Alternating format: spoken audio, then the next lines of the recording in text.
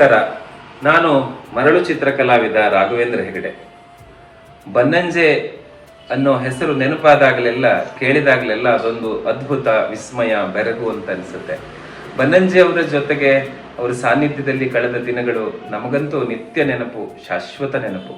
ಯಾಕೆಂದ್ರೆ ಬನ್ನಂಜೆಯವರ ಪ್ರವಚನಗಳನ್ನ ಕೇಳಿದ್ದು, ನಾನಂತೂ ಭಾಗ್ಯಶಾಲಿ. ಬನ್ನಂಜೆಯವರ ಸತ್ಯದರ್ಶನಕ್ಕಾಗಿ ನಡೆಸಿದ ಸಂದರ್ಶನ ಅಂತ ಹೇಳಬಾರದು, ಅವರ ಸಾನ್ನಿಧ್ಯದಲ್ಲಿ ಕಳೆದ ಕೆಲವು ಅದ್ಭುತ ಕ್ಷಣಗಳು ಇನ್ನೂ ನೆನಪು ಹಸಿರಾಗಿಯೇ ಇದೆ.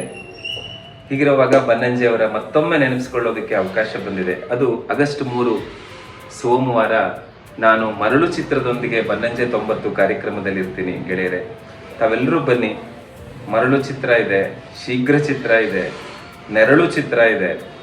ಅದೆಲ್ಲದರ ಜೊತೆಗೆ ಸುಮಾ ಶಾಸ್ತ್ರಿ, ಕವಿತಾ ಉಡುಪ ಅವರ ಹಾಡಿದೆ. ನಾವೆಲ್ಲ ಜೊತೆಯಾಗೋಣ.